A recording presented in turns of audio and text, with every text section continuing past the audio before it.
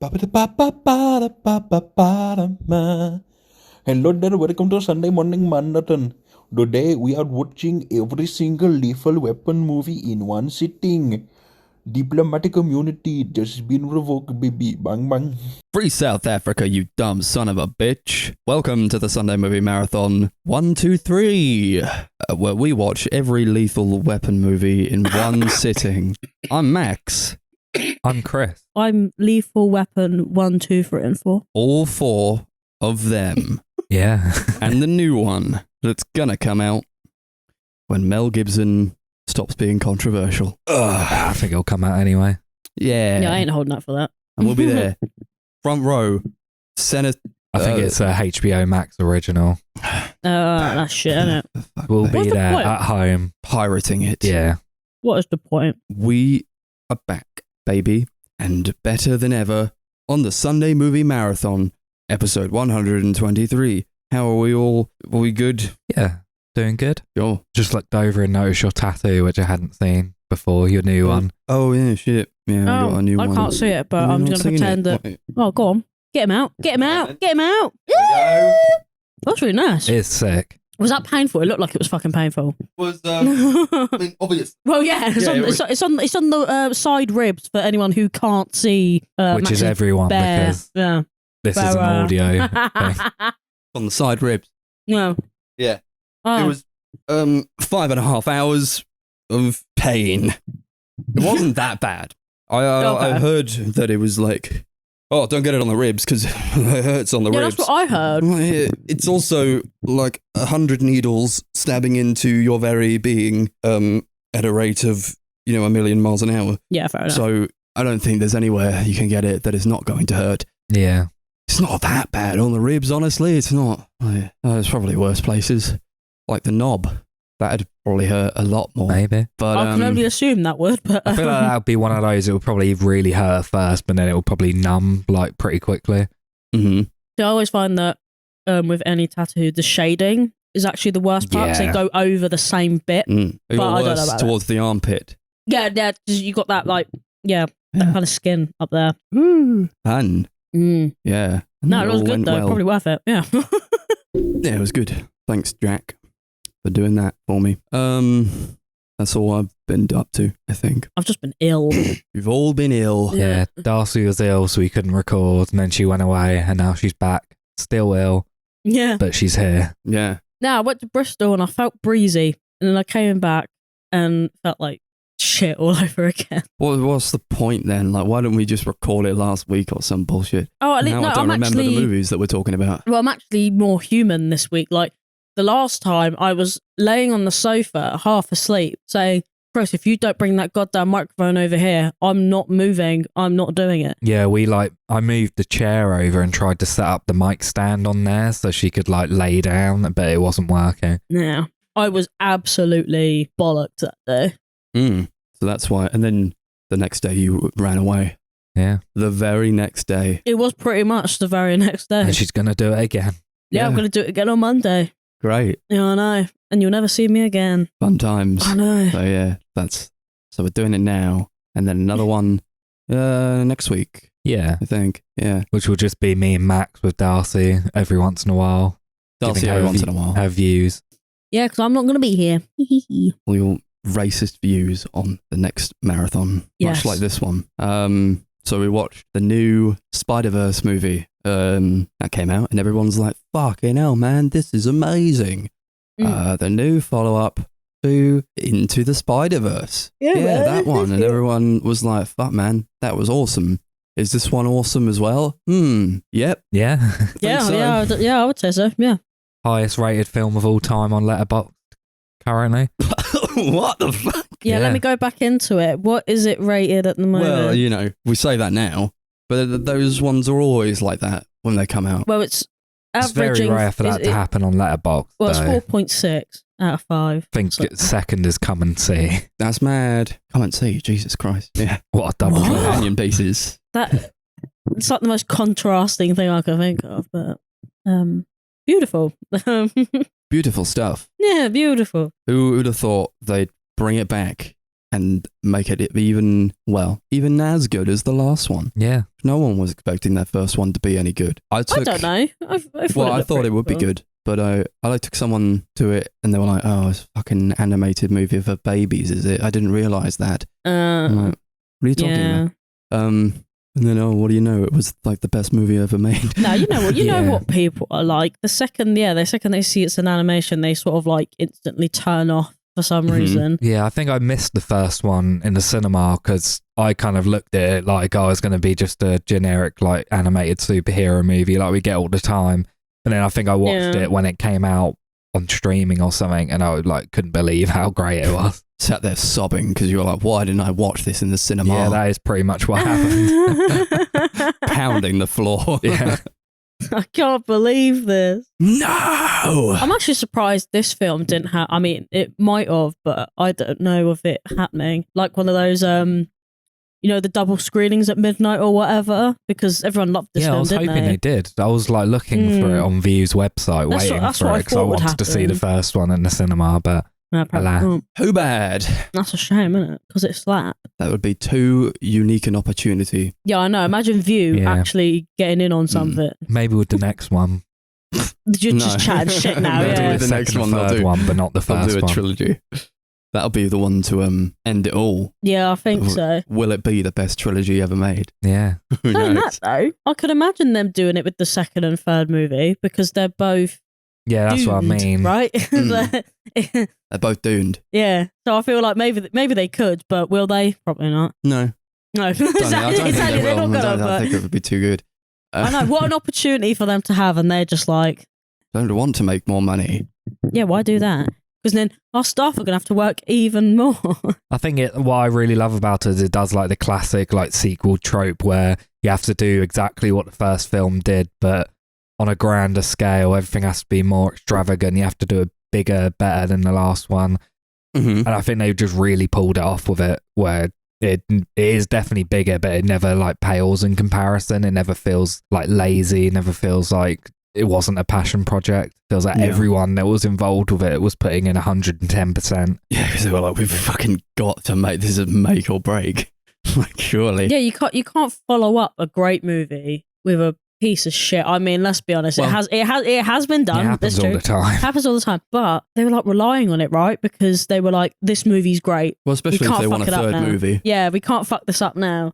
Yeah, especially if it's one of two parts. They can do the classic trilogy thing of fucking it up in the third movie. Yeah. Yeah, maybe they will fuck up in the third movie. But if it's part of, I don't know, if it's the same movie just splitting into two, maybe not. I think it might be all right.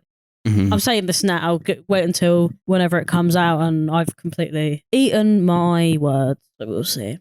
You think they'll do it? Like, do you think he'll save the day in the end, or will it be that the Spider-Mans were correct? That's the whole crux of it, right?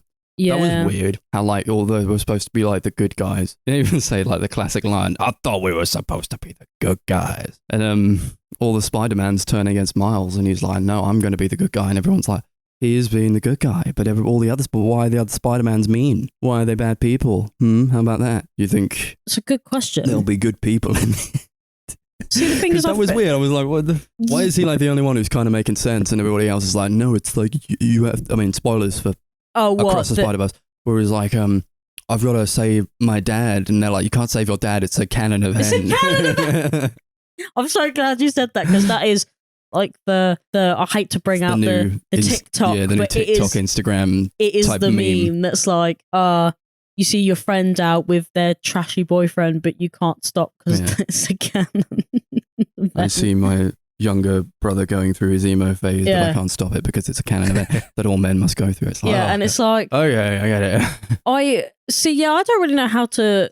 Part of me is like, oh yeah, surely it has to end good, right? Because like, I don't know, I feel like that's kind of like the trope first for this to end good, right? But I kind of want not good things to happen because it's more interesting. What does that mean? I think she's saying she wants it to have like a sad ending rather than a happy. Kind of. Right. Yeah, right, sort of, yeah. Right, yeah. I was trying to like. It's gonna be like, well, I don't know. I didn't. I don't want it to be bad. No, not don't bad. Want it to be a bad movie. No. Oh no, I don't want it to be a shit movie. I just think that it's almost too easy. Your expectations subverted a bit. Yeah, because it's just too easy That'd be to be nice, like, yeah. oh, Spider-Man wins and he gets Gwen and blah blah blah. No, Yeah. I think that'd be really, don't know, it's a bit That's the textbook, worry. innit? Pandering to people. Yeah, but they might do. They just might. I don't know though, but I they don't might. know. It seems like a pretty risky franchise. Like even that first movie, like in terms of just what it was doing for like animated movies, there was like nothing else at the time coming out like this. It was kind of like a bit of a trendsetter in terms of like animation studios actually having to try. Yeah, I mean the animation itself is. I mean, again, if we're gonna, keep coherently to the to the first movie, it's still pretty beautiful. Yeah, But I a lot think of I know what fun you mean, to be though, had yeah. with like the different universes they go to. In this one, where you didn't really get much of that. Yeah. In the first one, where they go to different universes and the animation style changes. I'm like, Yeah. oh, that's so cool. It's the I'm glad they thought about that. There's the a, like- animated everything everywhere. Yeah, there's like a scene that's all animated in Lego, which is apparently done by a 14-year-old who like recreated the intro to the first movie in Lego on YouTube, and it went viral. That is amazing. That's great. That's what's good about these movies. Yeah, see, that shit is so cool. It's like community rules. Yeah. I like that though. It's also a good. I mean, it's one of the only good things about like widespread social media as well, is that you can definitely showcase a talent, right? Like it's a good way of sourcing out peeps, especially at 14 Yeah, sometimes. years old. Like, yeah, that's what I Sometimes. mean. Yeah, sometimes it's Yeah. it's a bit of a double-edged sword, really. Yeah. Isn't it? But you can do whatever you want with these Yeah. multiverse movies, I suppose. If that's going to be a genre now, I guess. It Yeah, seems seems like to it. be. So, yeah, it seems to be something that's Got the growing. Flash yeah. out soon. That's another one Yeah. for the pile. The what? The Flash. The Flash multiverse in the multiverse. Oh, is that a of- multiverse then? Yeah. Yeah. Oh God, what? I don't know about that, man. I read don't about know. all the cameos and it sounds wild. Is it cool though? Like the amount, like are the people in it? Oh no, good it's at least? really lame, but it's like it's Oh, what, ridiculous. not even actors wise. Hold on. I mean, I'm yeah, on there's a lot of Letterboxd like right big now, so I'll just have a actors in look. it, but I mean, it's lame in how they use it from the sound of things. Well, is it not out yet? I think it's out in America. Comes out here like this week, maybe today actually. Ooh, we'll all be seeing that then. What do you mean, nah? I mean, some of the That'll names be- on here are pretty. That would be awesome. Oh my gosh. Sorry, I just saw No spoilers. two in particular that were quite Yeah. interesting. I don't know who they play. I just have like a, for someone on, I'm on Letterboxd on the desktop. And the layout is completely different in terms of you see the cast, but you don't see who they play. Mhm. Yeah, So it's just a list of names. So I'm like, oh, that's interesting. But that's it. I don't know who's playing who or what, but it looks pretty interesting from what I can see here. Some of these movies just let the internet dictate what they're going to be, you know? yeah. I Just let think that's memes kind of what it dictate is. what they're going to... Oh, what if we make this Flash movie about? Well, we'll scroll down Reddit, see what they're saying, Yeah. put Reddit into ChatGPT, and then have it write a See what script it for comes up us. with, And yeah. then that's what it'll be. Yeah, They that's have like what. a lot of memes in the Spiderverse movie as well. Yeah. They're like Yeah. Spider-Man pointing meme or like what, and just like a bunch of different things that I guess a lot of people have come up with. You know, that like T-Rex Spider-Man or whatever, T-Rex shit like that. Yeah. When they go to like the Spider-Man, Oh, like the headquarters. headquarters. Yeah. Yeah, that's the word. Just a lot of different weird ideas that are really cool to see all together. I thought it was quite weird to and here's like the headquarters for all the spider people. And Yeah, it's that like, was it. Yeah, that was- Why are they all Yeah. here? I did like the pointing meme though. I mean, I don't know why that was like a thing that made me go, well, hey, even though because the meme is like 5 years old now, but I'm Probably like, older than whoa, Mm. it happened. Yeah, The for 2 meme. seconds. I quite liked it. It was like, Yeah. yeah, Yeah. Yeah, it was a Fair quick enough. one though. It If you're didn't gonna have it in outstay. Yeah, it didn't outstay the welcome. You I just think go. it's "Hee hee." a film that balances that fan service really well, where it's Mm. like that's not the whole point of the movie. It's just like an extra bonus for Mm. people. But like That was like one of the great scenes of that movie. Yeah. Well, like- Seeing that escape, cat of the spider. that was escape great. from all the spider people. No, that was actually really cool. To be fair, I liked when they were all like sort of chasing after, Yeah. and everyone was like, "Well, you're that Spider-Man from that thing. You're that Spider-Man," and then fucking Donald Glover comes out of Donald- nowhere, yeah. and I'm like, we all knew he was going to be there, but like, well, actually, it depends. It depends on how well you. Did we? I didn't know. What do you? No, what? because I thought it was a reference or something. Oh no, but I guess you have to Well, be it's into. a reference to the fact that Miles Morales was created because of that episode of Well, Community yeah. where he's wearing a Spider-Man pajamas. I guess this is I guess that's something that maybe you have to be in the know of, but I only knew because I know Chris mentioned it, but I was like waiting for him to turn up. Like, oh, I didn't know he was going to he's be in going there. to come up. No, I didn't. I thought he might be, but Well, and didn't then know he for did, sure. and he was just Yeah. there. No, it was a nice surprise. I thought that Yeah. whole scene was like, especially like as a build up, it hits like the emotional tones of what that last Spider-Man Into the Spider-Verse movie did as well, where it like makes you cry and you're like, oh, for fuck's sake. It's so like, just pounds you into the ground, man. When he's trying to like get back to his dad or whatever, and you just feel this weight on him, and he's just like 15 years old, and you're like, oh man, you gotta do it though, don't you? And to see him like try to succeed in that, I think it does hit like the real highs of what that first movie did, and like then some as well. You got like Peter B coming back, being like, hey Miles, I have a spider child now. You made me want to become a better person than a father, because he was like a father figure to Miles in the first one. I was like, that's a great arc for him. That was Yeah. very To see cute, that actually. everything sort of turned out quite well in the end. I think they do a really good job of exploring Gwen's story as well. Because that's not something they don't really develop her that much in the first movie, but there's like a good, like the first 20 minutes of this movie is like all dedicated to her and like her relationship with her father that's been like really strained after like her boyfriend died and he found out she was Spider-Man. And Yeah, that was all good. Yeah, that was quite the something, man. We needed that as well for her as like a character. If they wanted her to be more of a mainstay in the trilogy, if they're going to do a trilogy of movies, I like her inclusion in the first one, but I appreciate the leaning into more. I honestly thought like it would just be about her the whole time, because I hadn't seen any trailers or anything for it. I was like, well, what if they just do this whole thing about her, and then the third one could be more about Peter B. Parker, and that'd be quite interesting to do.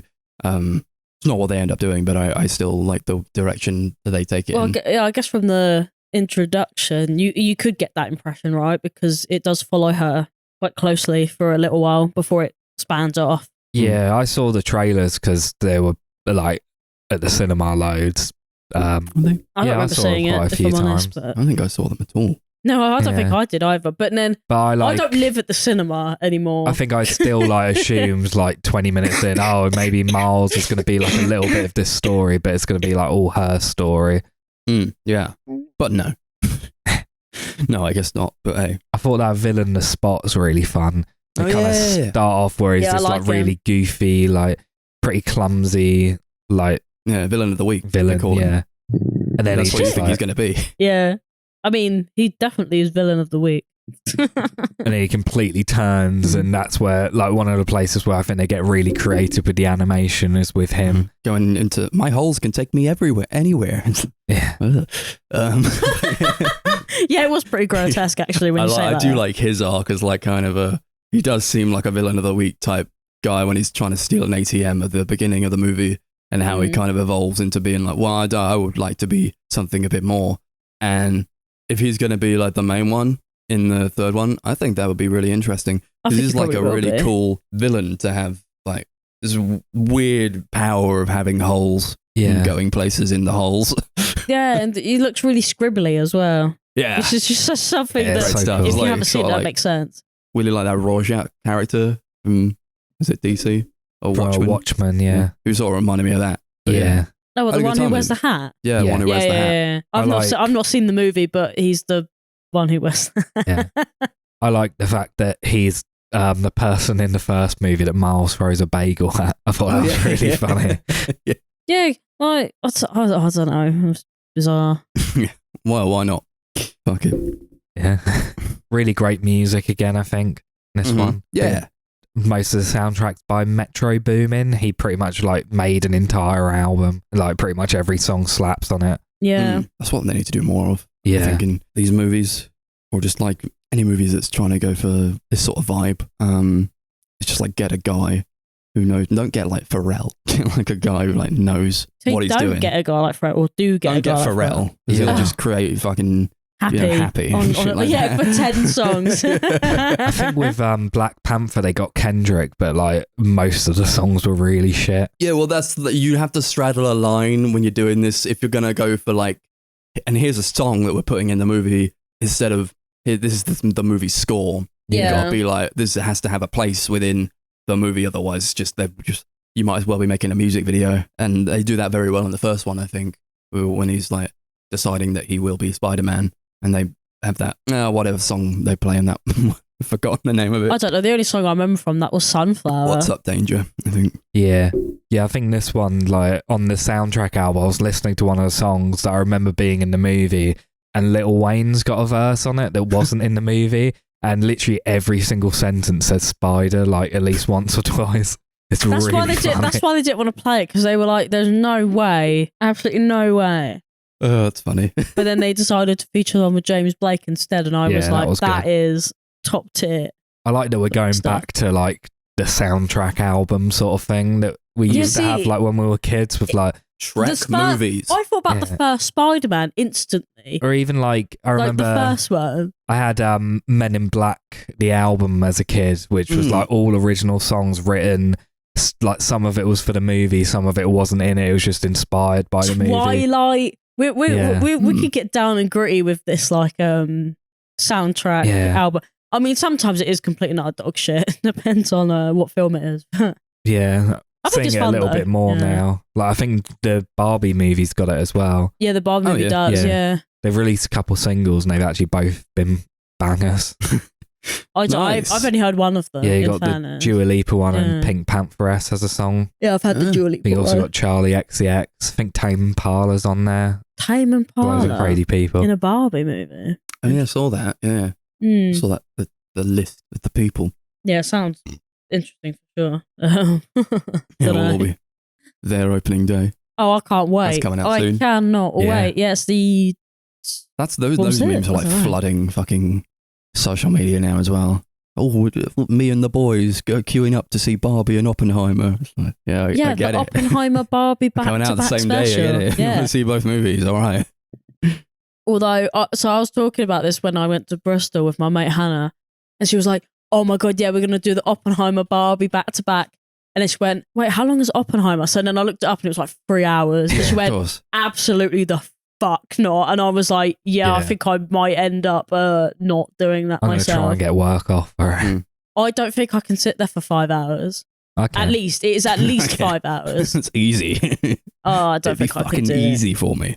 I don't know. Yeah, I you know, was I well talk excited as shit well. about these Yeah. dude bros on Instagram. Like, Because I'm you're pro- going I'm to be gonna the do one it. out I'm there on probably opening gonna do day. it. Yeah.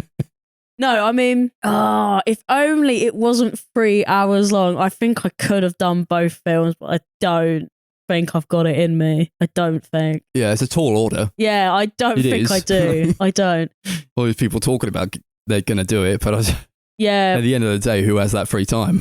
Maniacs. yeah. Like, I mean, it's also actually doing it as well. Like, it's all well and good if you've got like the day off and you want to do it, but are you Mhm. really going to sit there for at least 5 hours? Yeah, what I is it, don't know. like on a Friday? You get out of work and you're like, Yeah. all right, it's time to go see Barbie and Oppenheimer. Supposedly, yeah, you have to do it in the order of Oppenheimer and then Barbie, or otherwise you'll be clinically depressed for the rest of your life. That is the That's probably how I'll do it. Yeah. that is the Yeah, theory. fair. Yeah, I think that's what you need. You need a shut off and then a pick me up afterwards. Yeah. It's gonna kill. It's gonna kill everyone off.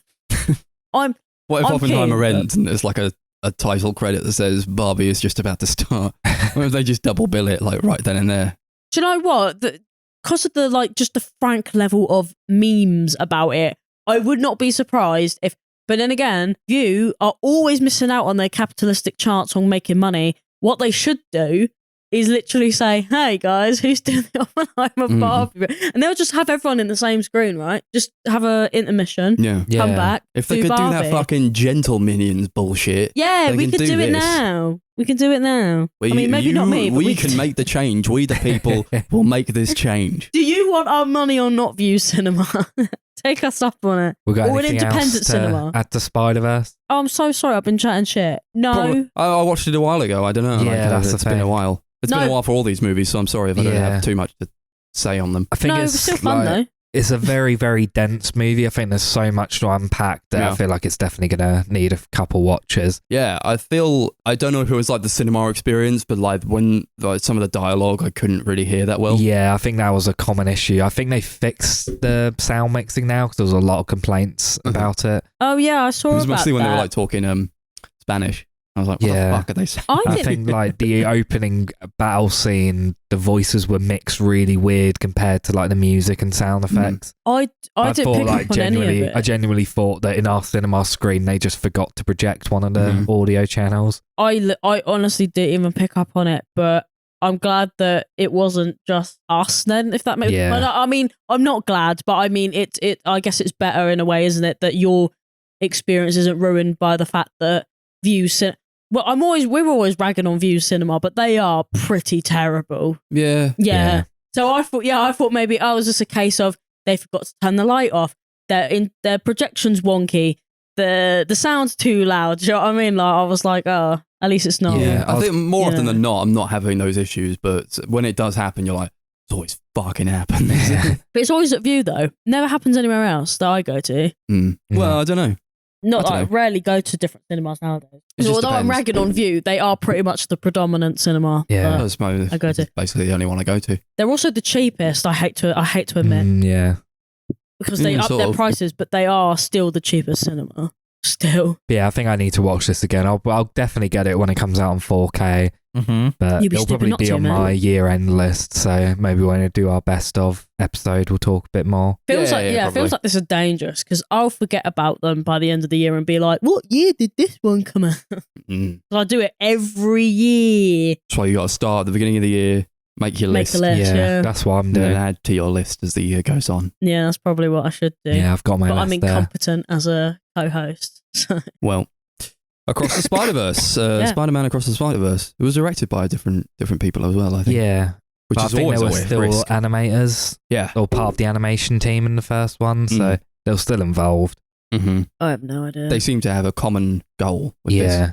I think There's it might have been written people who by love the same animation people. will take it to the ends of the earth, and I appreciate that. Yeah, Guillermo del Toro has just come out and said that he's probably going to stick to animated movies from now on. Yeah, I saw that. I think he said he's got like 1 or 2 live action movies left in him. Otherwise, he just wants to make animation. Yeah, nice. Do you know what? Fair play. Let him live. Yeah, good why for not? him. Spider-Man Across the Spider-Verse. We'll rate this one out of Donald Glover's. Sure. Yeah. Okay. Yeah. Yeah, I really loved this. It's definitely one of my favourites of the year. One I definitely think I'll return back to because I just had such a blast with it. So beautifully made. I think it is a perfect movie, so I give it 10 Donald Glovers out of 10. Thanks, Donald. Yeah. Yeah, I loved it, man. I had such a good time. I think when it ended, the woman who was sat next to me, she turned to me and said, "That was amazing, wasn't it?" I was like, "Yeah." Yeah, it was. It was so good. And I'm excited for the next one. I'm rooting for these to be some of the best ones that we've got in the modern day cinematic landscape. A good sign already. It is a good sign, and hopefully more to come from the animated realm. We'll see. These things never pan out like I want them to.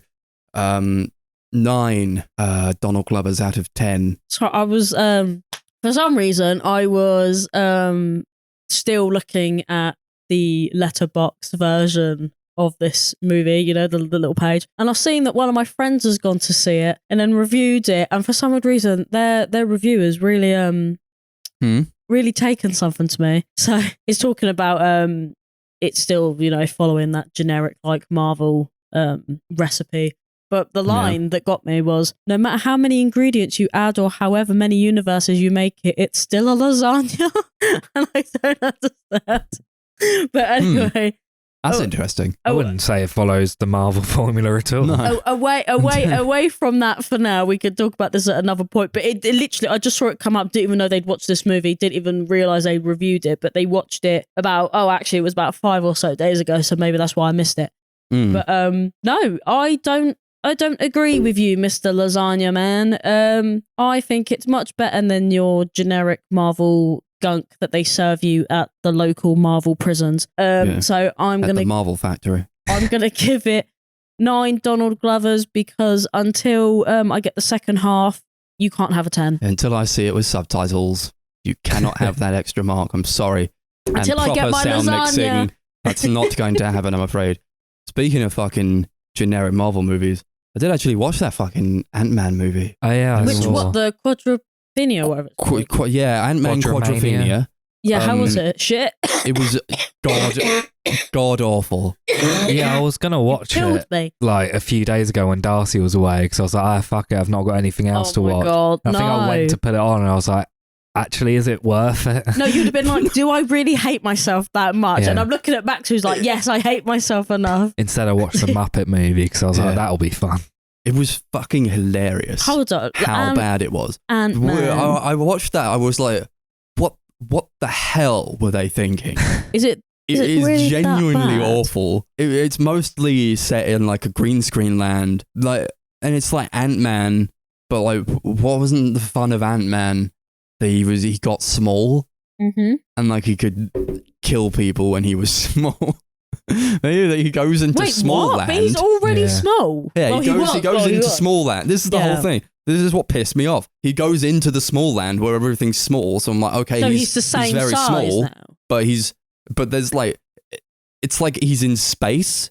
Yeah, So, it's like like, the what if he quantum goes realm small? or whatever they call it. And the what? The quantum realm, isn't it, that they call it in those movies? Yeah, the Quadrilogy, as Darcy said. He goes in there. Sorry, And, I didn't know what it was called. It's definitely, yeah, is There's just like rocks everywhere, and it's like, well, what's the whole point of it was like so that Ant-Man could battle the fucking Hornet on a Thomas the Tank Engine little toy. I'm and that so was funny. confused. What the fuck are they doing? It looks terrible. Like, I Yeah. know there's been problems before with Marvel where we said like it looks grey, it looks washed out, it looks dull and boring. I think they try to combat that and be like, well, now it looks like really cool and great because there's loads of colours, but it looks like vomit. It Yeah. looks horrendous. From like the pictures and stuff I've seen, it's almost like adding that extra color, like really, like it shows you just how bad the CGI Mhm. actually is, whereas the duller grey covers kind of hide that a little bit. Yeah. It does look like the most oversaturated thing. Is that meant to be Paul Rudd? Is that Paul Rudd. motherfucker meant to be Paul Rudd? Right, Chris, tell me that looks like Paul Rudd. Yeah. Who is that? Look at that poster and tell me Yeah. what that movie's about. It Yeah, looks like it's Marvel. about a tiny gremlin man who's not Paul Rudd and a man who's, I thought he was crying. Is that a scar on his face? This is just it shit. was so fucking funny. They That is not Paul Rudd. Rudd's mother comes out of the thing, or no, the Wasp's mother comes out of the Tiny Land, and she's like, "I can never go back to Tiny Land. Don't take me back to Tiny Land." and then fucking Michael Douglas is like, "I've opened a portal to Tiny Land." And they all fucking go in there. Is that Yeah. really Oh my the god, it's so gripe? funny. It's so fucking funny. And because she spent like loads of time there, she like knows everyone and she can navigate the way. She's like, also I made a friend. His name is Jonathan Majors or whatever his name is. And I'm like, what the? But they don't say like it, and his name was Kang, because that's the big bad of this movie. Yeah. She's Yeah, like- he's like they the just big say- bad of this phase, apparently. Yeah, they're like, she's like him. They all say, oh, he's there. He's coming. Yeah. He's amassing something. And I, every time they said he, I was like, Jesus fucking Christ. You all right? I'm alive, don't worry. Yeah, I was just Go like, well, we all know who he fucking is. We all know who Kang is. We all saw Loki. He's the guy. He's fucking the man from Creed 3. He's coming in and he's the new one. He was in Loki and he's like, I'm Kang and I can be a million people at once. Yeah. So when Of they come course. in here and they're like, who's he? Who are they talking about? And it's like, first of all, it's obvious who he is. You showed him at the beginning of the fucking movie. He was like Yeah. helping Michelle Pfeiffer. And then they're like, they have the gall to be like, oh, who is he? Who is he? Max, are you able to Yeah. clear something up for us? Apparently there's someone credited as the Broccoli Man. Broccoli Man. Yeah, apparently. Oh yeah, they go into Tiny Town, and there are a bunch of people there who look weird as shit, and one of them is like a guy who's made out of broccoli. And yeah, that's I'm it. glad There's like that I a saw guy that. with a laser for a face. Bill Murray. Oh yeah, I forgot Bill Murray was in it. Yeah, Bill Murray's there. He doesn't What really else do Bill anything. Murray doing in this? He's there to say like, oh, Michelle Pfeiffer, you and I had sex that time, remember? And she's like, yes, I do remember when we had sex in Tiny World, Bill Murray. was And trying to then Bill find it, Murray wasn't it? says, "You know he's coming, right?" She's like, "Yes, I know. I know he's coming." Oh God, it's like everything. It reached like new levels of shit for a Marvel movie, and it's not even the worst one of the lot. Yeah, I've heard a lot of people say it's one of, if not the worst. It's definitely one of them. It's one of the I've worst. seen this. But There's a lot of reviews. it's only ever so slightly above like the shittest ones because it's not horrifically boring. Oh, It's right. like- It's still got It's stuff very in it. boring and it's very long and boring, but it's so poorly done that it's one of those where you just have to laugh at it. Because if you're Yeah. really Yeah. trying to expect something serious, you're not going to have a good time. I'm afraid. Because, like, I love the reviews that just say stuff like, cinema is a visual medium, right? And it's like, oh, so it must have actually, just genuinely looked like the worst thing. Yeah, people were comparing No, it to to that me. Spy Kids movie. It's Oh, what, exactly like, what it looks overly like. Spy Kids, saturated, 3D, like- and Shark Boy and Lava Girl Like, being bright heavily colours, referenced. disgusting, Yeah. bad CGI. But how can they do bad? Right, I know obviously it's really easy to do bad CGI because of the medium that it is, right? But when you have this much money, what is the excuse for your Yeah. CGI? Poor vision. Yeah, maybe. Is Kang the one that looks like Mr. Electric from Shark Boy and Lava Girl? No. What? Kang? Sorry? Who's the one that's like the big head? The big head? Oh, MODOK. MODOK. Fuck, Yeah, MODOK. Yeah, he's in yeah, here. he looks like Mr. Electric from Shark Boy and Lava MODOK? Girl. Dude, you don't even... Right, no, You that's don't it. even I'm know. looking him That up. was In it, fucking hilarious. MODOK. Oh my God. So, what the do you fuck know is the that? bald guy from the first Ant-Man movie, when he gets vaporized on the Thomas the Tank Engine, he goes into Tiny World, and then Jonathan Majors says, I can fix him, I can rebuild him and make him new. And then I guess he squashed his face and like stretched it out, and he put him in a... Like that? Yeah, he put him in I this thought like... this was a meme. It looks like a meme. You know, like Yeah, when it's someone like- makes their yeah, face and yeah. puts it on there. What's that? What's that fetish? Inflation. Like, yeah, it's like inflation fetish. They blow his head up, and he's like, "I'm MODOK now." The resolution looks really bad as well, by the way. Yeah, that was one of the single worst pieces of CGI I've seen in a Marvel movie. Do you I know could what? not believe what I was looking at. No, It was so you're telling fucking that's funny. not real, is it? That's not actually from the movie, is it? Yeah, You're fucking having me on. it is. Yeah, You're having me on, mate. You It are was dreadful. having me on. it was so bad. Do you know man. what? If I can find, I'm just going to copy and paste this into one of these random group chats, just because you guys. And I'm sick of need like to- need these to see villains it. that they have to punch to death to defeat because that's so boring. They're like, oh, like this guy who can be in a million places at once and take on 1,000 forms and cross the dimensions of the multiverse and he's like, 'Cause it sounds I've cool, killed doesn't it? every Avenger 1,000,000 times. And why do you think you can defeat me, Ant-Man? Like, yeah, why? Why the fuck is he in Ant-Man? Why is this in the Ant-Man movie? It's so lame. And then they're just like, well, you haven't been up against ants. What?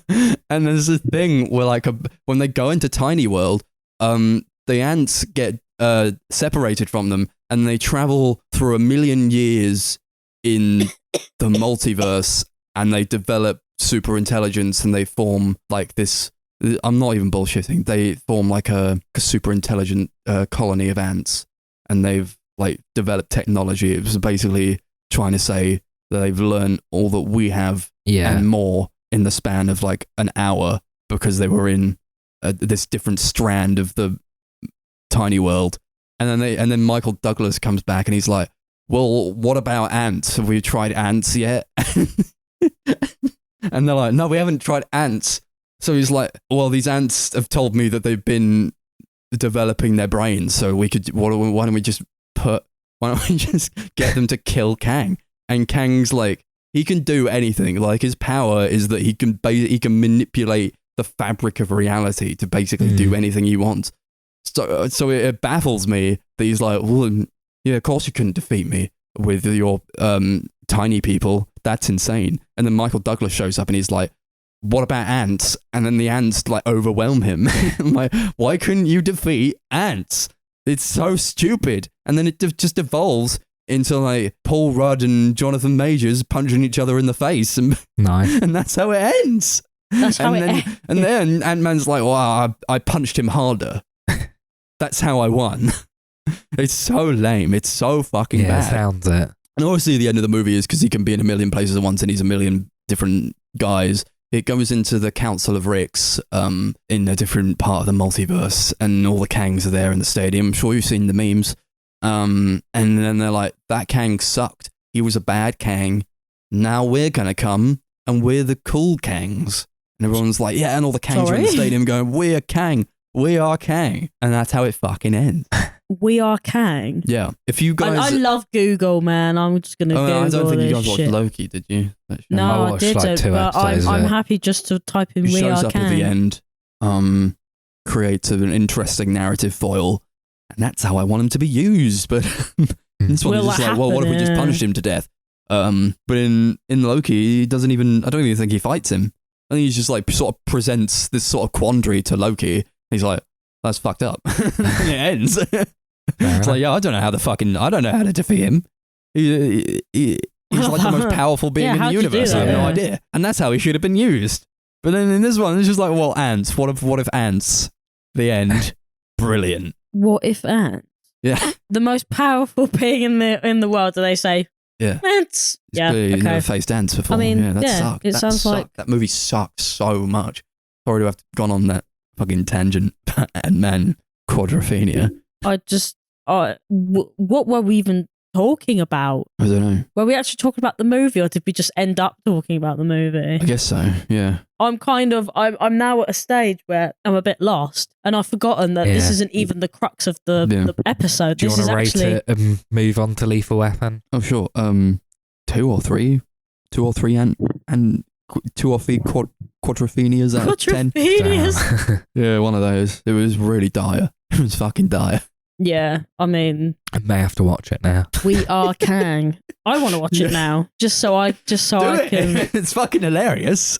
I mean, that's what I want. I want a film that's going to make me laugh, but I Yeah. don't think But it is really boring. that's the thing. Oh. Like, if I wanted that, I'd just Maybe not then. I don't One of know, those. watch something else, maybe. Yeah. Anyway, Maybe should one we to get stoned too. Watch it at 2 times speed. we That's true. could stoned at 2 times. Yeah. Oh, man. I'm not sure about that actually. Oh, yeah, I'd watch it again if it was at 2 times speed. It would make it go, yeah, it would make it. It would make it probably the correct length. Yeah. Okay. Lethal Weapon. Every Lethal Weapon movie in one sitting. We did that. We did. 4 of those movies exist. You know, the classic buddy cop franchise. It was always going to happen. It was always going to come up on the wheel. Yeah. We were always. This whole podcast has boiled down to this moment. We've It done really has. Yeah. Like, this is the peak now. We've been waiting for this for ages. I think Yeah. we have to finish the podcast now because Yeah. this is the peak. We had to take a week off just to process it. Yeah, just just to make sure we knew what we were doing. But as we took a week off, I'm pretty foggy on the details. Yeah, I mean, I know the yeah. first movie yeah, pretty 'cause well. The first movie was And the 4th movie was dank. Oh, well, of course I remember that one. There's everything in between I don't really remember. Yeah, take it away, Chris. Yeah, so Lethal Weapon, the first one from 1987. They're all directed by Richard Donner. He did all 4 of them. The film's about it's a buddy cop movie. So it's about veteran LAPD detective Roger Murtaugh, who is partnered with Martin Riggs, who is pretty unhinged. He's suicidal, distraught because his wife died. They get put on a case together. That's kind of just the movie. They're on a case. Yeah. Yeah, it's just one of those. to be honest, it is a buddy cruise cop. Yeah, it's kind of one of ride-along those movie, where innit? there is a case, there's an investigation that they're doing, but that's kind of not really the point of the movie. It's just kind of There these isn't a guys real point. doing yeah, shit. it's just Yeah. character getting into development, cool right? action scenes. Being gay. Yeah, being gay. It's awesome. Yeah, the It's great. bromance is a lot. This is a great goddamn movie. Yeah, this one's a lot of fun. It is. Mel Gibson's there, and you think it would be distracting, but it's not. It's not. It's not at all distracting that Mel Gibson's there and doing what he does. I like him a lot. He's kind of like the comedic relief in a way. Who? Yeah.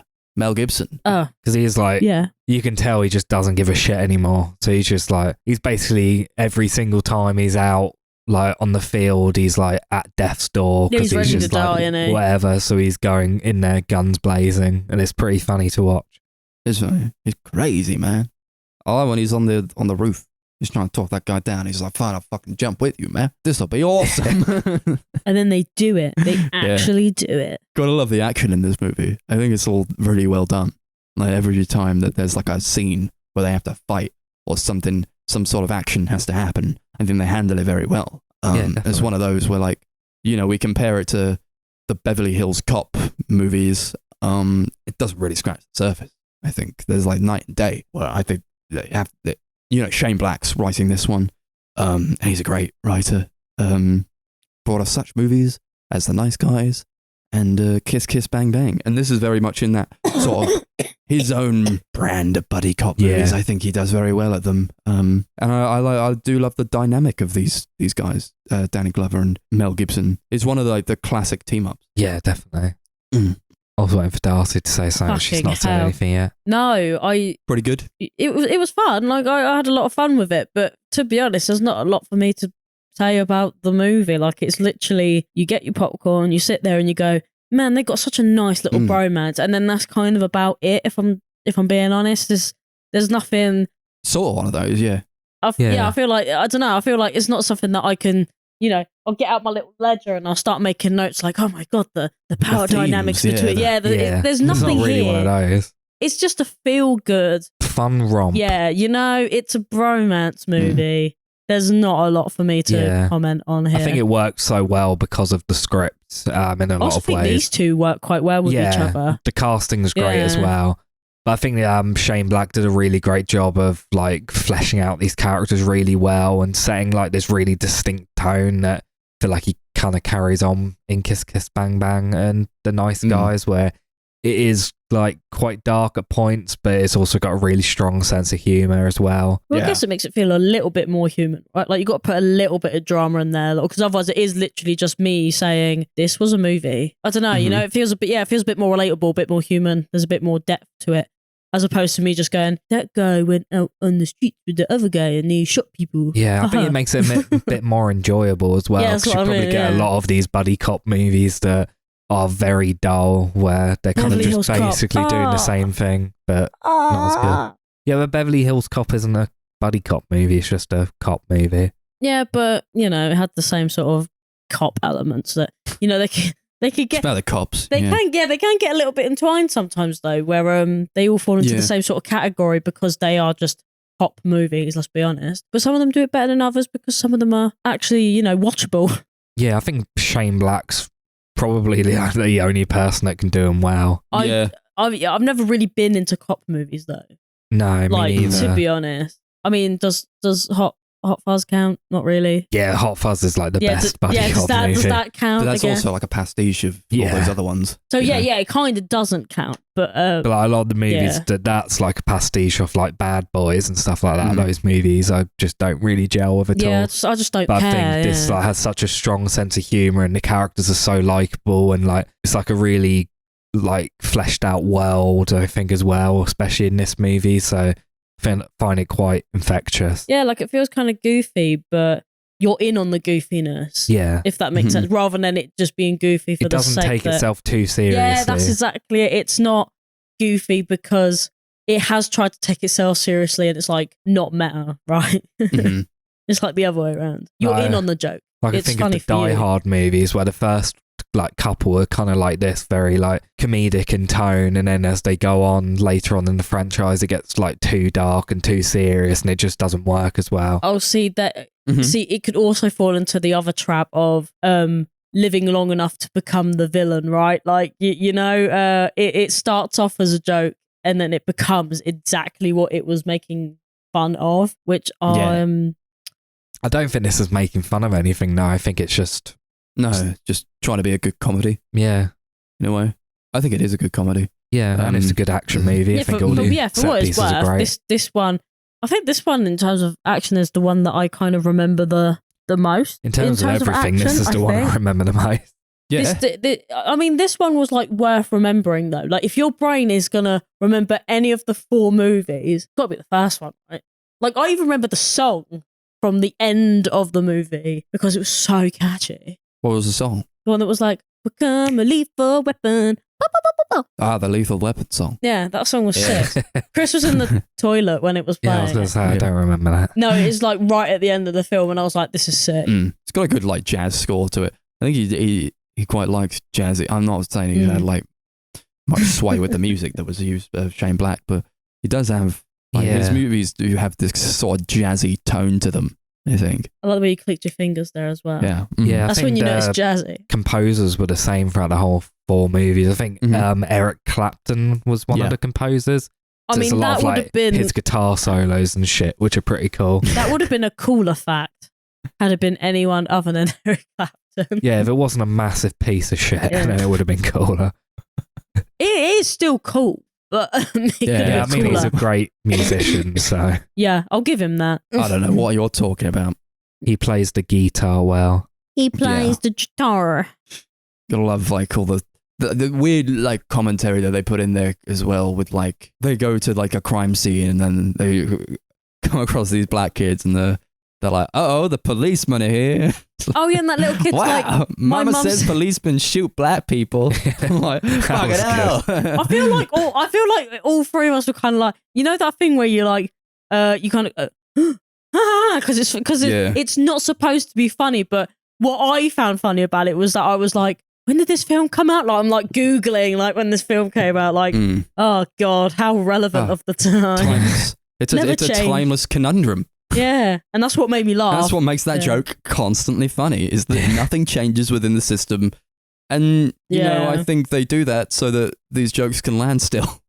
But it's kind of sad because I don't want them to land. I want them to be phased out. I want them to be like, you go, that would never happen now. But no. Oh yes, back in the day. Yeah, I remember all that. Like, you know when you you watch something, you go, oh god, you never get away with that in 2020 whatever. No, unfortunately, it's still it's terrible funny. It's like funny, but because you don't want it to be funny. That's why I was laughing. Yeah, there's like torture scenes in this as well, and they're like screaming and like howling in pain. Yeah, you that's got like not Mel fun, Gibson being electrocuted in the fucking nuts. And you're like, oh god, what the hell? Yeah, I saw the first 3 of these movies when I was like, I think like 11, 12. So probably too young to be watching them, but that was like one of the only things I remember from them. Yeah, because you're probably thinking, I've got to protect my nuts, right? Like, I don't have balls, so I cannot understand the pain, but just looking at you two going, is enough, you know? I blame my mum 11 for that years one. old, man. That's insane. Yeah, watching Mel Gibson snap a guy's neck with his feet. Yeah, my mum That is like sick, was though. like, Don't "Oh, you I put- feel like you'll probably like him," and she found all of like the first 3 on VHS in a charity shop, so she got them for me to watch. That's awesome. That's really cool. Yeah, there's so much cool shit in this movie. Yeah, I also love like the writing is really great, and like a lot of the dialogue just like sticks in your mind, I think. And especially with like the Mel Gibson character, who I think is like, he's one of the great ones, I think, of like the 80s, one of the great standout characters of the 80s that definitely. you want to go back. And that's what makes these movies kind of, especially this one is very much a comfort movie. I'd watch it over and over again. I've only seen it twice, but I think it's probably one that I'll go back to time and time again. Yeah, I think I've only seen it twice, to be fair. It cultivates a good world that you want to be in, and dynamics that you want to see more of. That's why as kind of meh as these movies get, I still like watching the dynamic between Mel Gibson and Danny Glover, because they're still there and they're still doing their thing. Yeah, I mean, I didn't hate any of these movies. I don't think I'd watch like the 3rd or 4th one again, which we'll get into later. But like the first 2 I enjoy, especially this one. I could definitely see myself like after a really shit day putting it on, just have a good time, because it's kind of one of those movies, just a fun romp. There's nothing too crazy going on, nothing like where you really have to stop and think about what's going on. But it's just a well-made movie. Yeah, there's definitely subtext though. Yeah, I do think there's just like certain stuff to read into. Yeah, but it's like one of those where you can just switch your brain off. It's kind of like you can analyze it and pick out those stuff if you want, but otherwise you can just switch your brain off and have a good time. Yeah. I think in the third act, it kind of, if I have any criticism to level against it, it does sort of become more of like the same sort of action tropes that I'm used to with these sort of action movies where like, oh, he's like running away and they got to chase the guy through the streets, so he's in a car now. And it's like, that's where it sort of petered off. I'm like, oh man, it was kind of going quite strong until this third act. But yeah, I do think they bring it back towards the end. I really like that last fight scene in the garden with like the thing that erupts and like the spraying water everywhere. Fucking Mel Gibson and what's his name is like fighting naked, like half naked in the rain. I'm like, this is so gay, but it's like really great. It's great stuff. It's like that would never fucking happen as well. There's some stuff in the here that would never happen. As like a policeman, you would never be like, no, I'm going to take my top off and fight this guy in the rain on someone's lawn. And then the other policemen are like, go on, Mel, go ahead and do that. That would never fucking happen. But I enjoy that they did it. I think it's a really good scene. Yeah, it is. Not much more to talk about with this movie, I don't think. Yeah. Although, yeah, because like we say, it's one of those simple and to the point, and it doesn't overstay its welcome. You know, it's got Shane Black's classic Christmas movie thing that he does. Sort of a Christmas movie. It's set around the Christmas time. I don't do much Christmas thing, but you know, I think you could put it on at Christmas and be like, yeah, I'm watching a Christmas movie.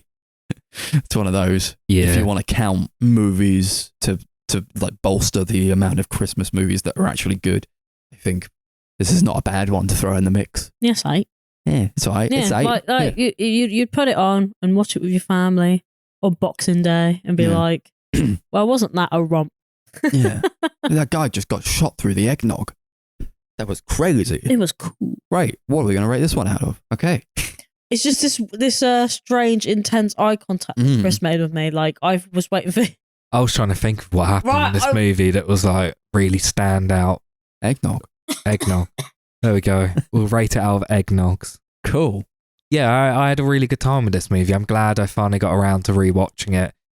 Just a really fun action movie. Pretty simple, to the point, but serves its purpose. So I give it like 8 eggnogs out of 10. Yeah, I like it a lot. 8 eggnogs out of 10. Thanks, Mel. Yeah, 8 eggnogs out of 10. Never had an eggnog. Sounds gross. Yeah, I don't know. That alcoholic egg. Yep. Right, now I'm going to have to... Speaking of alcoholic egg. I love looking up this shit. Good song name. Lethal Weapon number 2 from 1989. What's this one about? Well, I'm glad you asked because I don't remember. I'm gonna do so. There's some stuff. Oh, this is the one with the South Africans. Yeah, this is one with the South Africans and the one with Joe Pesci. Where he first shows up. Yeah, is it this one? Yeah, he's in all of them from this point on. Oh, right. Yeah, I felt like he was only in 2 of them. There's like the gang from South Africa. And they're using diplomatic immunity. This one. Yeah. How dumb is diplomatic immunity, by the way? yeah. It's the one with diplomatic immunity in it, and yeah, it's just like they got to take down the South Africans. I guess that's about it. That's about all that happens in this movie. Joe Pesci shows up. A welcome addition to the gang. I think. I like him. No, his voice is annoying in this movie. Don't badmouth Joe Pesci. I like Joe Pesci. I just don't like how... It feels like they sped him up. Like, they only chose him to speed up. Yeah. Well, he's that kind of guy, isn't he? That kind of geezer. He's the one who speeds up a lot. Yeah. That's right. This is not, like, the best, but it's all right. I think it delivers on what you want from an action movie of this type of style. Doesn't really reach the heights of the first movie in any way, but you know, it's fine enough. It's good enough. It's got a lot of good moments. Yeah. I don't really remember a lot of it apart from actually towards the very end. Mm-hmm. I think is one of the only parts of the film I actually remember. Yeah, you've got that funny scene early on where they're watching Murtaugh's daughter's commercial that she's in. Oh yeah, for condoms. Yeah. That was quite funny. That was funny. I like the scene where he's on the toilet. He has to sit on the toilet because there's a bomb wired up to the toilet. Yeah, that's probably like my favourite moment in this whole series, to be honest. That was a lot of fun. That was in the third one. That's great. Such a good one. Yeah, no, that was actually quite. I don't know. It went on for a while, but it was like actually entertaining. Like the joke was funny enough to carry it for. Yeah, it's for as one long of as those it was where on. it goes on really long, but it manages to like go past not being funny to being funny again because Yeah, it like, goes it on kinda- so long. It carries on building up as well. Like they'll be like, "Oh, please don't tell anyone." Then they got like the whole bomb squad in there, and then they got like the whole force in there and stuff. And I don't know. It's just kind of funny. Mm-hmm. That bit Yeah. was probably quite funny. I honestly, if there are any other bits in this movie, I'm just like blank. Just the one with the sex Right scene here. in the caravan. Oh yeah, they were weirdly seductive, but it goes on for so Yeah. long, but nothing happens for so long as well. Yeah. It's like a lot of foreplay, but no getting into it at all. Then a bunch of helicopters come and Iron Man 3 is caravan. Yeah. Well, what the fuck is happening? It's crazy. His South African girlfriend was she South African?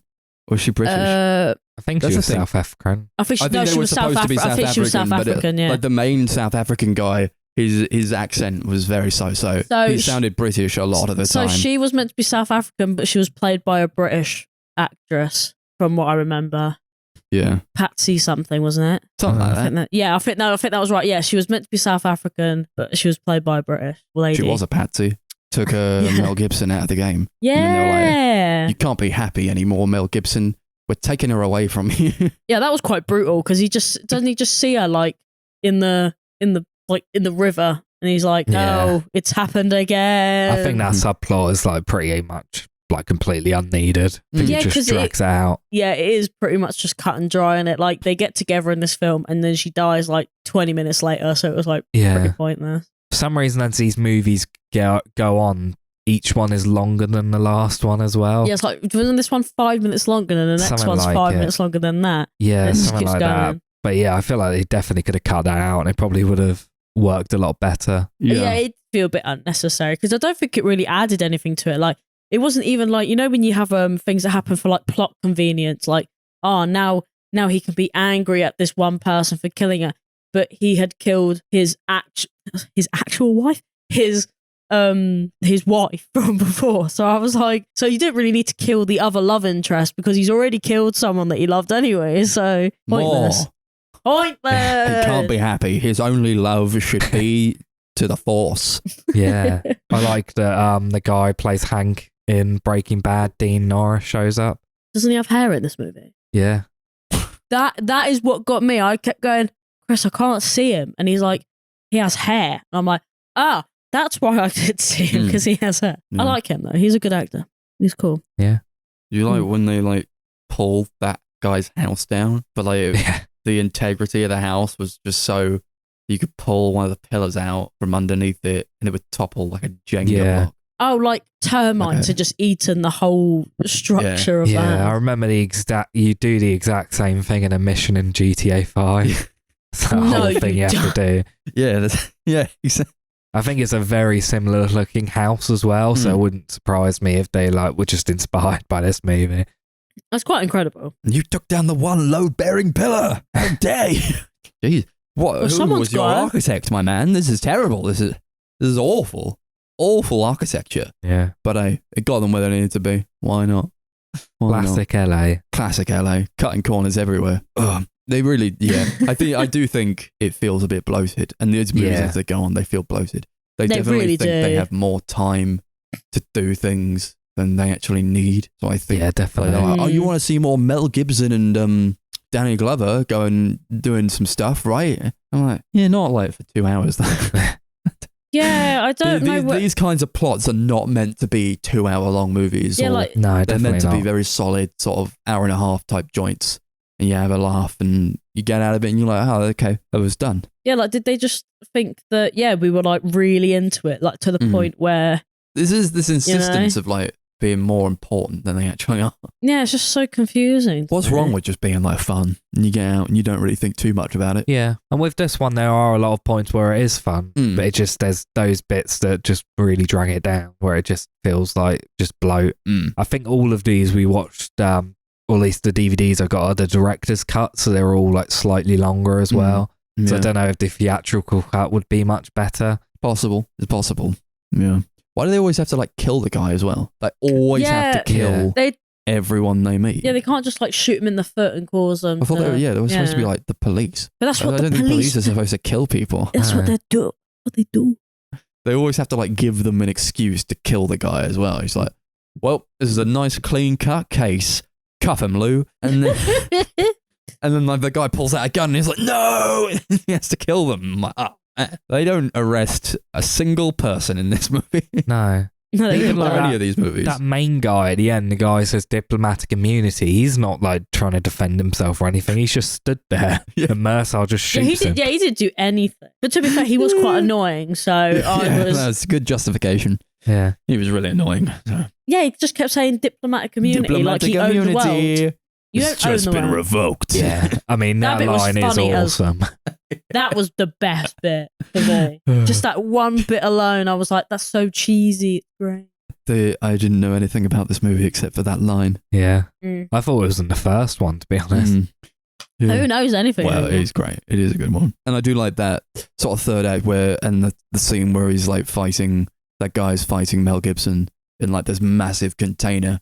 I think they use the space very well in that, and the framing is Yeah. like no music really going on, just like two guys bare knuckle brawling in a case of metal. That's what you want to see. It's sort of wide shot, so like it's all sort of there, and there's no quick cutting around the choreography. That's pretty badass. It's badass, man. I'm with you. It's badass. Yeah, it is a Hey. really good third act. Actually, I think it probably saved the movie. Yeah. Where it gets quite bogged down in the middle. They're like, well, actually, here's why you're here. See Mel Gibson fight a bunch of people in a cargo container. Awesome. Yeah, I think it's got a strong first and third act, but its Mhm. second act really drags. Yeah. Anything else to add to this No. one? No, Not really. I thought it was fine. I thought it was Yeah. okay. That's Rate what it you out wanted to do. of Toilet Bombs.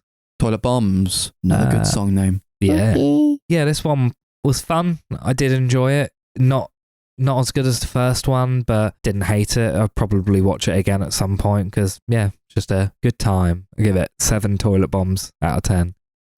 Yeah. Pretty good time. I don't know how fast I'd go back to it, really.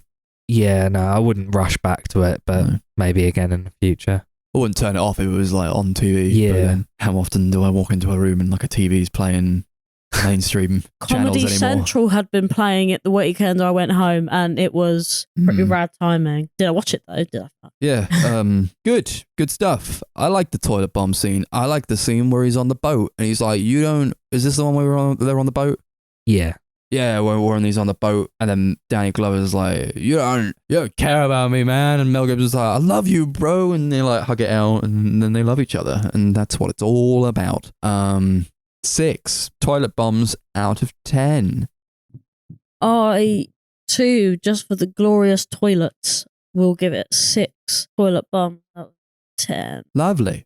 I like how the tagline is "The magic is back." Magic is back, baby. I like that. That's fun. Right now, time for Lethal Weapon 3, the Yes. third in the installment of Lethal Weapon movies. Please remind me what this movie is about. Do you know what the worst part of this is? Again, because I always end up getting the third movie, it's another one of those. I've gone into Letterboxd, and do you know what the plot is?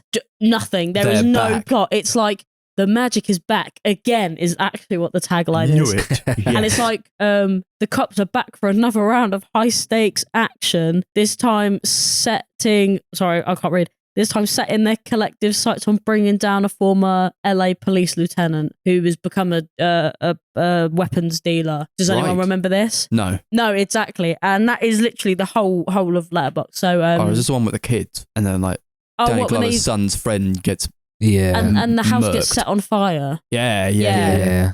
Okay, this is that film.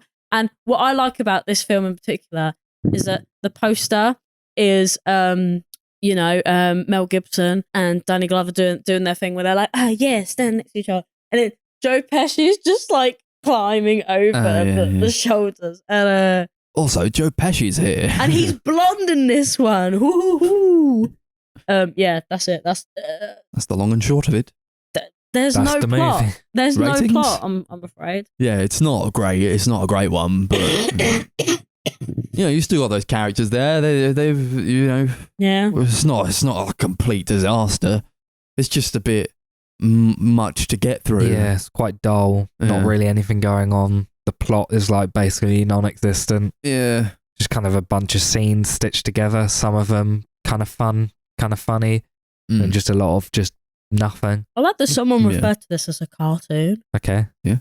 Okay. Right. Okay. I don't know. That just really threw out to me. And then Lethal Weapon itself is just written all in cat. So the whole thing is written in lowercase, except the word Lethal Weapon. So I just I love looking at like reviews of movies that I don't really have much of an opinion on, because I'm like, oh, maybe this person will have like more insight. But what I've grown to realize, I learned it pretty quickly, but I'm saying it now on the pod, is that this generation that just made a fucking meme lords.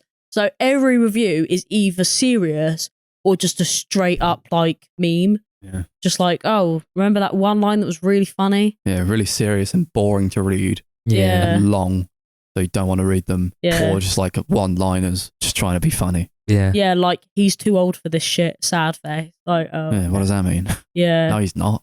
An underrated fun part 3 of the Lethal Weapon franchise. Not sure about that one. I don't know about that either. I don't know. I mean, I don't really remember anything that happens in this movie. You remember in the beginning where they're trying to stop that bomb going off in that car? That's like one of the only bits I remember. Yeah. And then they get the cat out, and then they do what all buildings do when they explode in movies, and they implode. And it's like, did you not see, I don't know, 9/11? Did you not see the devastation that like a building falling to the ground caused an entire city? You would be fucked. You'd be fucked. And then Mel Gibson and Danny Glover get out. And they they're just like, thank God we got out of there in time Was that the one with with this the cat? Yeah. And I'm like, what do you mean, thank God you got out of there in time? Yeah. Like, well, that's not, you were in there and it still exploded. You should be dead. Or you should like have breathed in some toxic shit. Yeah, some asbestos at very least. Oh, yeah, especially in the like the 90s.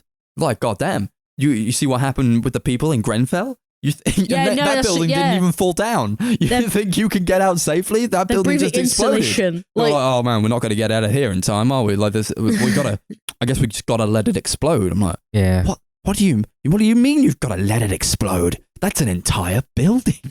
Like that's crazy.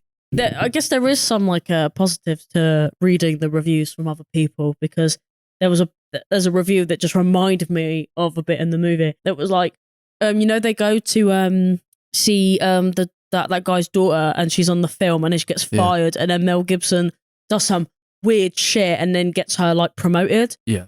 And like, puts a gun Chris looks like he has no I remember idea. her getting fired, but that's about it. Yeah, and then Mel Gibson comes along. Says and he's some like, weird listen, shit. Listen, pal, I'm a cop, all right? You want to piss me off because I'm insane. And I'm Mel Gibson, goddammit. Give her job back or I'm going to kill you. And he's like, okay, she's got her job back. Don't hurt me, man. It's just classic copping. Yeah, classic like copping. That's just how it be. Like, yeah, that's all I was gonna say was just like there's genuinely brain melting stuff. There's just like I don't know, there's like honestly they do keep getting better. I feel like there are two camps of like people here who like like love it the further it goes on, or just think it just like it's because they've sunken cost fallacied themselves. Like, second best of the series. I don't know. Like, there's I mean, I'm happy to take this all in, but I'm like, you're just going on, one of the brain rot websites, and then thinking, oh well, these people are really insightful. Maybe I can get some sort of insight here. But these are not vetted critics. These are just random people like you and I. Yeah, I know. It's only just difference is we've got a podcast to prove that we're professionals. No, I suppose. No, I just sometimes I just like I say, sometimes I just like to come on here because like if I don't know what to say about a movie, sometimes I'm like, oh, I wonder what other people are saying about this movie, like things that maybe I could like, think about or pick up on. But once again, if all I'm getting is, man, this was such a solid movie, I'm like, how are you getting to that kind of, there's no explanation either. It's like, I love how they get slightly funnier each time. No, do they? They don't know. They don't know what makes it amazing. They don't know. Like, I know it's all subjective, so like I'm reading it with like a pinch of salt. But like when the best review on here is just Joe Pesci and then a cat emoji. Great, yeah, exactly. So, no, come on. sometimes I don't know. I just like to see what other people think about it, because sometimes there will be things on here that I go, oh yeah, I hadn't considered that about this movie, or like, oh yeah, I forgot about this one thing that happened in the movie that is good to bring up on the podcast, because I'll be like, oh, did you guys remember that bit? But yeah, a lot of the time it's just horse shit, isn't it? It's just you got like Murtaugh going through some shit in this movie as well, because it's like he's trying to like protect his son, who's like sort of in with people who are in a gang, and like his son's friend dies, and I'm like, oh no, not Murtaugh's son's friend. Oh no! When he gets shot, when Murtaugh shoots him through a plank of wood. Yeah, that was pretty. And he's like, no, sad. what have I done? He goes into the spiral of depression. I thought that was like the most interesting part of this movie. Yeah, because that was actually genuinely sad, because I feel like that's probably quite, unfortunately, like, I don't know, like real, innit? Like people do and have done that. He goes onto right? his boat and then gets drunk, and he's like, oh, not my son's friend. That was the best part of the movie, was when like Mel Gibson confronts him on the boat, and he's like, you're not my friend or whatever. Like, I'm terrible. I killed that guy. And then Mel Gibson says, we are partners. What happens to you happens to me. You're the only family I've got. I was like, oh God, that was awesome. That was a great line. That was the best part of this movie. Everything else is boring. I guess also, if you think about it, he could just go in there and be like, you killed that one guy, I kill everyone. Because he kills everyone. Like, everyone he sees, he's like, but you. Yeah, but it's never personal. He just... But this time... kills everyone. I love it. It's so funny. But yeah, I think other than that, is there like anything really substantial? They go on like a torture really? spree where they start torturing people for information. Oh yeah. And they've got like, the woman who's on the force with them, and she tags along. And has sex with Mel Gibson, I think. And then they're like, I think she does. Yeah, and she like beats up a bunch of people. She does. And there's like a montage of them just torturing people. Like, whoa, what the fuck? Cheesy like montage as well. Which I actually kind of, I don't know, I kind of find that thing kind of funny, because it's like, this is like really like serious and like kind of horrible thing, but it's like done in a way that actually it's classic copy, yeah, but man. it just makes you laugh. Yeah. The villain was called Travis. I was like, damn, imagine having this much beef with a guy called Travis. Yeah. That's mad. But yeah, I guess they got him in the end, in that burning building. That they did. Oh, yeah. Lethal Weapon 3. Yeah, there's just like nothing to say about this one. Not really. It's just like a really bland movie. Yeah. It's PMS as murder. You like that line? Oh yeah. When she beats up all those guys, and she's like, oh man, it's PMS as murder. Is this and then he says stuff like, yeah, I know what it means. I've been married for like 30 years or something. And I was like, yeah, I get you. Yeah. Is this the one where Joe Pesci's like trying to sell their house, and he's like bringing him around, and he's like saying, yeah, and then because the house gets we just rebuilt blown up, this bit because a car drove through. Yeah. Oh yeah, and then he redid the toilet because there was a bomb in there. Yeah, and then he finds out about something being like built on that didn't have a permit, and he's like, I can't believe you let me try and sell this without that knowledge. Yeah, and then it burns to the ground. And then it did. The end. Yeah, what a weird movie. And we're rating this one out of Travis. Just Travis or Travis's? Do whatever you want. Okay. I'm going with Travis because it's a travesty. Oh, snap, baby! Okay, go on. Yeah, pretty bland, generic 80s action movie. Doesn't really add anything to the franchise. Pretty forgettable. Yeah. 5 Travis out of 10. I like this this system that you got. Oh, I've got a headache now. Yeah, I don't know. I don't really remember it. Yeah, it had its moments, but really not very many of them. And as always, it is too long. 5 Travis out of 10. Stupidly enough, I've had this film up for like over 40 minutes, and I'm like, right, what did I rate it? And I guess I'm going smack bang middle of the road. 5 Travis out of 10. Nice. Oh God, I just read a line from the 4th one. Oh, from the fourth, what, from on Letterboxd? No, just from what I wrote down. Oh. I wanted to I want to see what the tagline of Lethal Weapon 4 is. The faces you love, the action you expect. Cool. Well, that's not quite the magic is back. No. The magic is back again. It's not quite the boys are back. The boys are back in town. Lethal Weapon 4 from 1998. So Sure. a bit of a gap between the third and fourth one. Yeah. Oh, by the way, I actually didn't say what year the third one came out. What? 92. Well, that was just more for anyone who actually gave a like shit. That was 6 listening. years. So yeah, the film's about, again, Martin Riggs and Roger Myrtle. We've started. I was going to Oh my say fucking Martin God. and Roger, and I was like, we've not called them that at all in this Who? episode. yeah, Martin Roger. bloody hell is Martin Riggs. Roger? No, Martin and Riggs Roger. and Roger Myrtle. Oh, Martin Roger. Right. So, Their yeah. love child. Right. In Okay. this one, they're going up against Asian mobsters. Yeah. That's it. Chris Rock is there. Yeah, Chris Rock is there. Oh, didn't Chris Rock have a Jet really Li is stupid there. name? Can't remember what his Chris name Rock was. had sex with Myrtle's daughter, and he's like, man, I can't wait to tell Myrtle that having sex with his daughter Yeah. and we're getting married. It's called Lee Butters. He's called Lee Butters.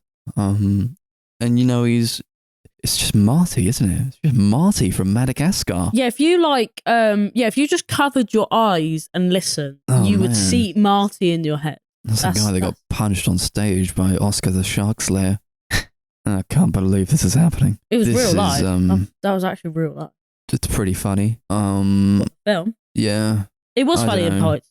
Sort of trying to get as much enjoyment out of it as I can, but you know, it's not the worst thing in the world, but it's not great. No. You know, you got the hongs. I liked sort of a day after this after this marathon happened, I was like, well, you didn't like the hongs? To Chris?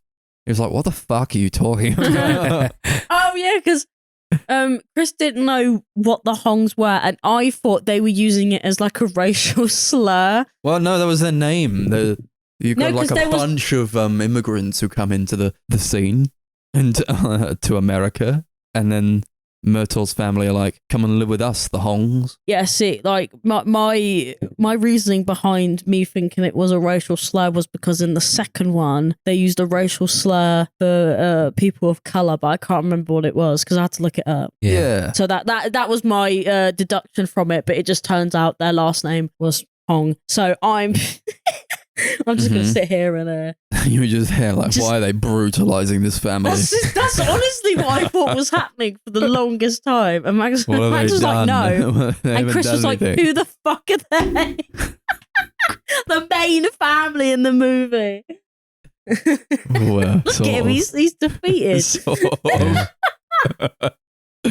Yeah. There was like, I had like the most enjoyment out of this movie from like the interactions with the father patriarch of the Hongs, the Daddy Hong, and Myrtle. When he like gives Hong his watch, and he's like, "That's my watch. My dad gave it to me, or whatever." And they were like, "Oh, you're like part of the family now," and that was all nice. I hope nothing terrible happens to these guys, but of course it does. I thought you were talking about the bit at the dentist where like Lee reveals that he's the baby daddy of his daughter's I hated kid. that scene. And he's like, you're the They're baby all daddy. cracked out on laughing gas. Yeah, they were like, That was so obnoxious. Mm. only could- you would hate You could tell fun. that they were having a great time and they thought it was the funniest thing ever, but that made me hate it more. Yeah, you Yeah. did look pretty upset. But I was also upset because I had to watch 4 of these movies whilst like dying a death. It was a terrible scene.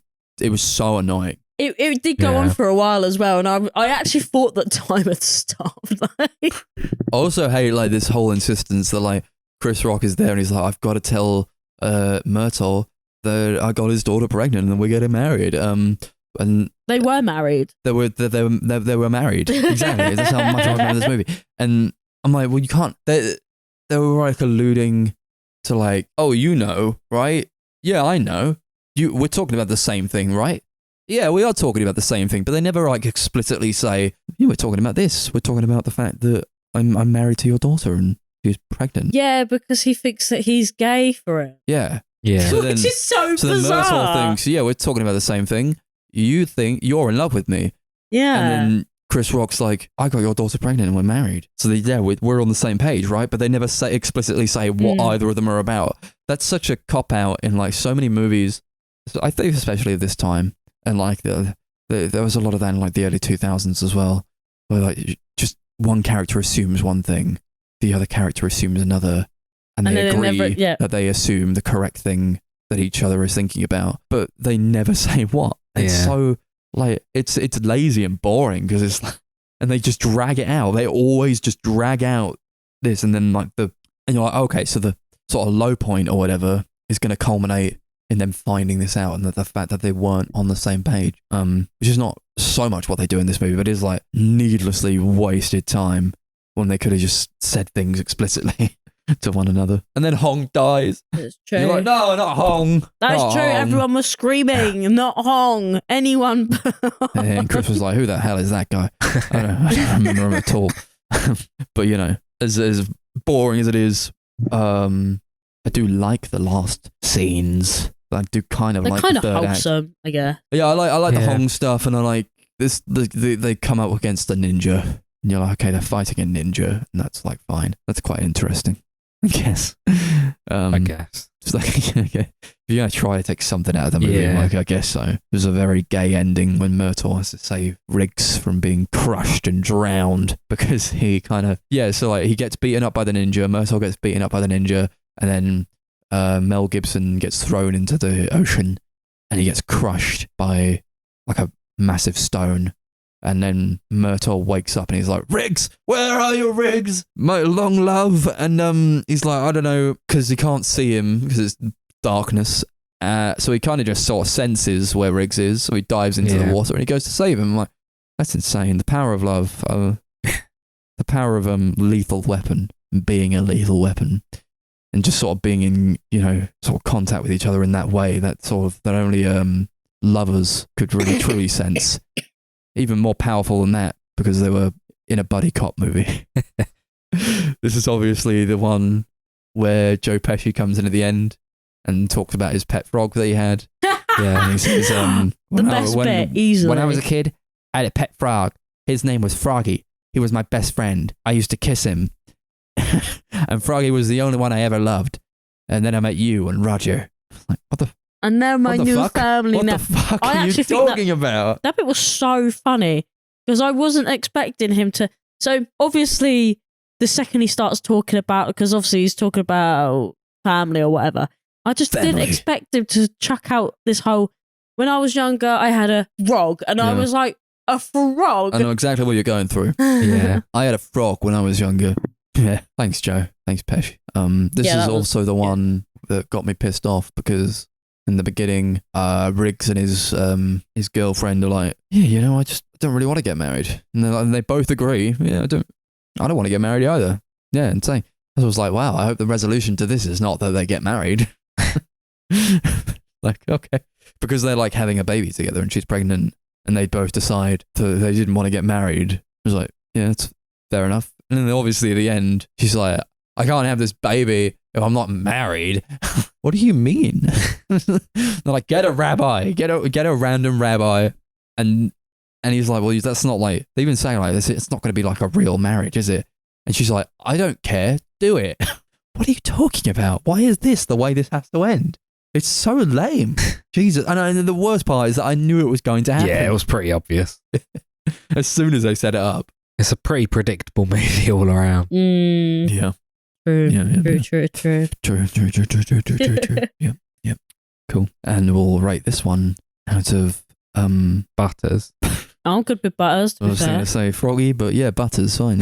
Yeah. Yeah, I don't really remember this film, to be honest. Mm-mm. It was very bland, very forgettable. Wasn't really anything that I enjoyed about it at all. But I didn't hate it. Wasn't a badly made movie. It just wasn't a very interesting movie. So I give it like 4 Butters out of 10. I Yeah. remembered Butters all of a sudden. Butters was there, That he played was. by the one and only Marcy the Zebra. Not quite as good as Butters from South Park. Butters from South Park is everything that I love. 4 Butters out of 10. Didn't like it all that much. Yeah. Lame. 4 butters out of 10. It's 4 for 4. Yeah. Damn. 4 for 4. If only there were 4 of us. Cool. Oh yeah. And at the end, where Oh no, you remembered something. oh, are you all friends? When they're trying to take a picture together, and they go, "No, we're family." Yeah, I knew. okay. The thing is, I saw that coming the second they asked, "Oh, are you guys friends?" And I thought, "Oh, here we go." Say it. Say the line, Yeah. Bart. It's like a Ray Skywalker moment. Oh, piss off! yeah. Piss off! Thanks. So that was every Lethal Weapon movie in one sitting. It was in one sitting. We've got another marathon to do in a couple of days. Yeah, we do. We do. We're going to do that. We're going to spin a wheel, and it'll tell us Yeah. what we're going to... Do we want to announce Darcy's show first? Don't think we did that on the last episode. No, we didn't. No, we have to do it in episode 123. Yeah, we could do that first. Go ahead. Okay, so We've already been watching it. Yeah, Yeah. we've already started watching it, so it's not going to be much of a, oh my god, you picked this show. It's unfortunately not one of those this day. But I have Wait. Sorry, I didn't explain it. Very, I know that nobody cares, but... No, crack on. Every one that ends in a 5, episode 5, we do a season 1 of a show. And we used to do it on like a rotation of a wheel that's going to tell us what we've chosen. That sucked so much that we decided just to pick the shows ourselves. It's Darcy's go this time. So what have you got for us this week? I have the best TV show, maybe satirically made. It is Glee. Season 1 of Glee. I'm about halfway through at the moment. I think we're on episode 4, Mm. maybe 5. No, I think we're on 6 now. Yeah, 6, 7-ish. Yeah, Can't I'm pretty sure it's 6. Yeah, wow. Yeah, it's, so yeah, cool. Watch that and you'll get to know what we thought of that in 2 episodes' time. Yeah. But now we're going to spin a wheel and it's going to Tell us what we're watching on Sunday. what we Come have been on. condemned to watch for the next one. Oh no. What is the pre-Glastonbury marathon? I don't like the face. It's come up with like 3 at the same time. Three at the same time? Just gone up. Oh. Well, spin it again. Like 3 different like directors just came up on the same thing. Oh, weird. Maybe we all have to fight for which director wins, like a Hunger Games kind of situation. Mm. They were good directors as well, but I won't say who they are because Okay. you guys will be disappointed. That's a shame. I bet one of them was Wes Anderson as well. Oh, okay. Well, then I don't give a shit. We're going to spin it again. Hopefully it doesn't crap out. It might, won't it? It might. Celine Sciamma movies. Cool. You want to do that or something else? I mean, Uh, I wouldn't mind, but we've done like a lot of directors. haven't Yeah, we? that's why I said or something. Yeah, something else. We'll do something Okay. else. that noise is starting to become a bit like cursed noises. I used to love it, and now I'm like, oh man. The Mummy. The Mummy? Yeah, Brendan Fraser trilogy. All right, cool. I haven't seen those. I didn't even know there was 3 mummy movies. Yeah. I do this all the time. Yeah, you got The Mummy Returns, and then The Mummy Tomb of the Dragon Emperor, I think it's called. What? Wow. Wait, And then The Mummy It is Tomb with of the Tom Dragon. Cruise. Yeah, but that doesn't count. No, We're not I'm gonna not do that watching one. I'm not watching no mummy movie with Tom Cruise. I'd rather just die. to Stay death. tuned for Brendan Fraser's The Mummy trilogy in episode 124. Okay. Watch season 1 of Glee for episode 125. It's a long one. And it is, to be honest. follow our social media pages. YouTube, The Sunday Movie Marathon. Instagram, @Sunday Movie Pod. Twitter, @Sunday Movie Pod. Facebook, @Sunday Movie Marathon. And Letterboxd, @SundayMM. Capital S, capital M. Remember to like, subscribe, and rate the podcast 5 stars and all that bullshit. Ooh, we'll see you in the next one. Any last words? Lethal Weapon forever. Brendan Fraser never. Wait, that doesn't work. Diplomatic immunity just been revoked, baby. Bang, bang.